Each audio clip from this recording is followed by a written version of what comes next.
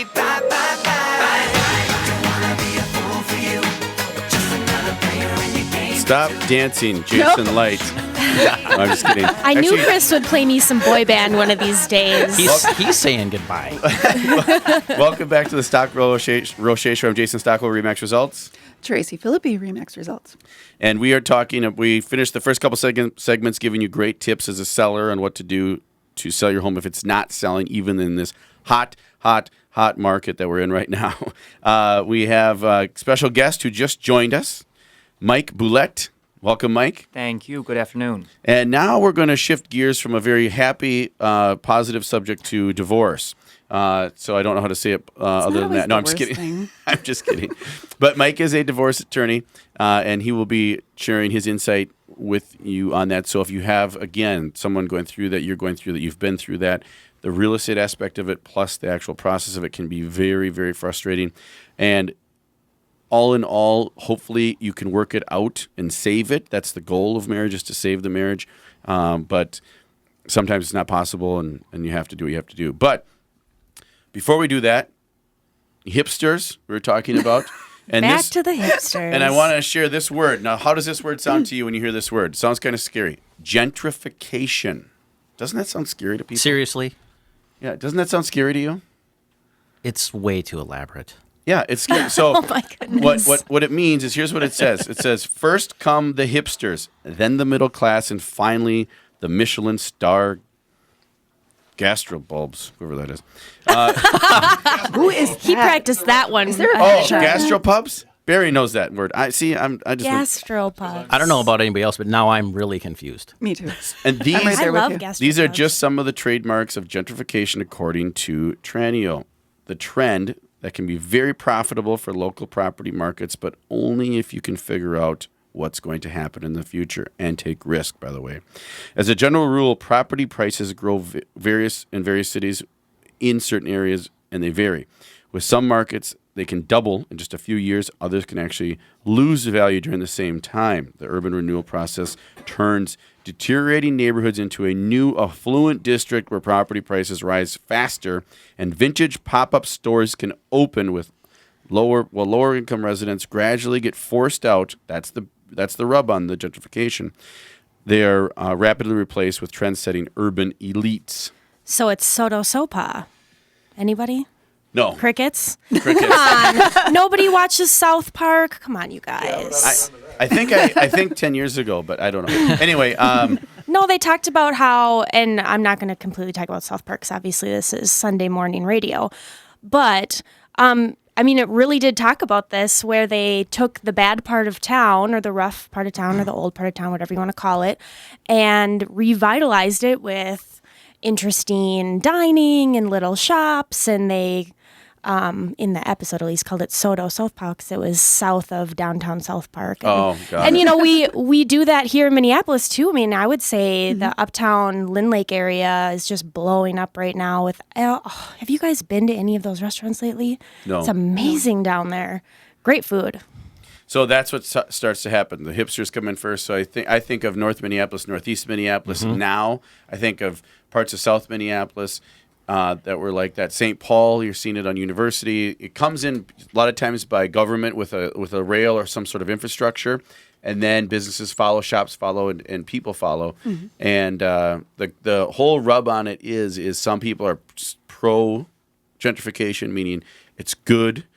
Creates positive things in the community, but anytime there's always a balance, because anytime you bring businesses in and more money, then that forces people out because they just can't afford it in there anymore, in that area anymore. So then where do they go? And where do those people go that are lower income that might not be able to do that? Anybody have thoughts on that? Kenny That's had a to move touchy out of that subject. part of South Park. He couldn't afford it anymore. So that was part of the episode too. It was great. So they bait the hipsters to come in, and they cause prices to go up?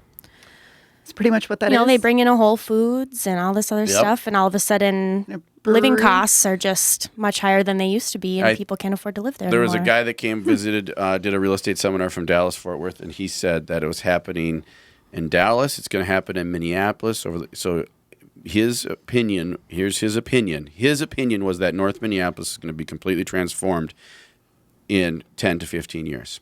He thinks it's going to be like a uptown. Same with Northeast Minneapolis.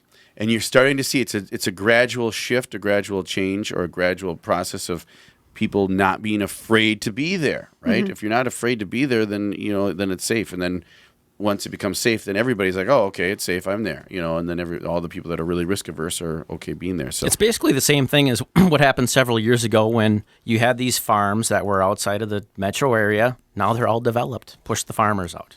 Yeah. In a different way, same. because the population keeps growing, Right. right? We can go on a whole slew of topics on that. No, I'm just kidding. But anyway, so there's a project, actually, a couple projects that you're seeing. So you see a lot of towers or cranes going up all over the Twin Cities, St. Paul, Minneapolis, and suburbs.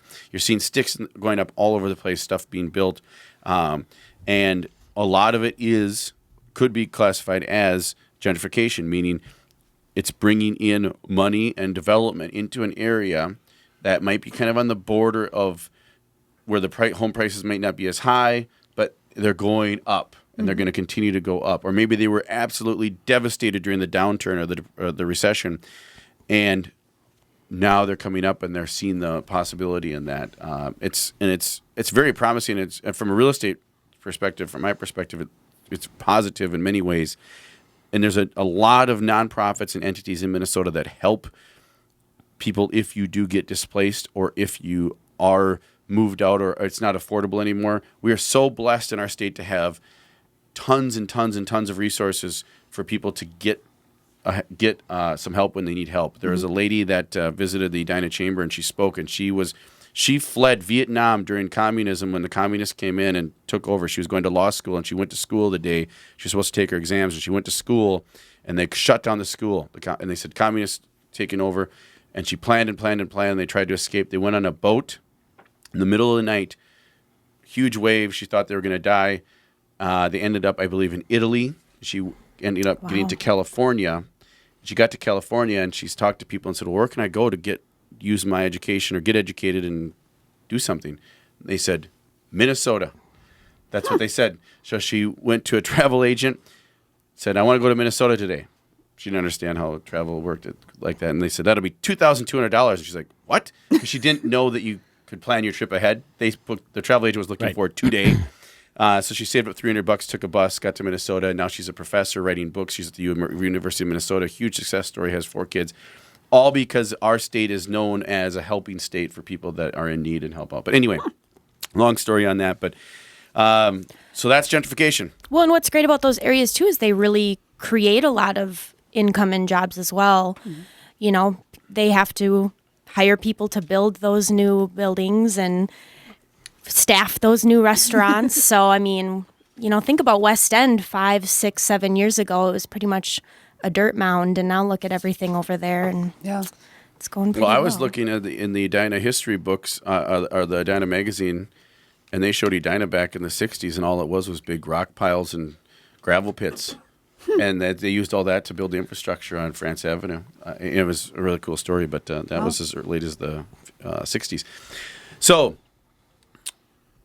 good stuff happening all over the Twin Cities. If you are in a situation where you don't know what's going on, or you've been through divorce, or you're going through one, we have Mike Boulette here. Mike, welcome. Thank you. Can you share a little bit about yourself, what got you into what you do exactly, and how things are going? Yeah, absolutely. I am a divorce lawyer with Lindquist and Venom, which is a multi-service law firm down in downtown Minneapolis. I started practicing family law a bit by accident. I didn't mean to become a divorce lawyer, but I got some early experience, found that I really liked working with individuals, which is something that you get to do in the real estate world as well, and liked solving problems. So people are going through a very difficult time. We want to get them through it in the fastest, most respectful way that we can, and that had a lot of appeal on top of a legal education. So I have now been practicing family law for over 5 years and work predominantly in the Minneapolis, St. Paul, kind of inner suburbs area. And where you from? I'm originally from Maine, so I'm not a Minnesotan. I grew up on the East Coast. I moved out here for law school when I married an Iron Ranger. Oh, cool. Where'd you go? Nice. Where'd you go to school? I also went to school in Maine, a small place called Bowdoin College. Okay. And that's where law school was too? Law school was at St. Thomas in downtown Minneapolis. Awesome. Well, welcome. And Thank you. Go Tommies. Yep. And are you liking it here in Minnesota and Minneapolis? My wife and I celebrated 10 years together yesterday. And Congratulations. Thank you. And she reminded me that while we were dating, I said I would never live in the Midwest because it wasn't on an ocean. And now I love it. It's, you make a lot of, in the discussion about gentrification, you make a lot of really great points about why this is a great place to live. And increasingly, I think people see that. People from other states see it. They want to be here. They want to be in an urban core, but that's livable, that's workable for young families, that is a place that you can really enjoy. And Minneapolis has all that. And that's coming from someone from Maine, the East Coast, those evil, mean East Coasters. But anyway, welcome back to this. We'll be back soon for the Stockwell Roche Show. Thanks for listening. Mike Boulette. I'm Jason Stockwell. I'm Tracy Philippi. We'll be back. Get down with somebody I know. I guess that's just how it goes.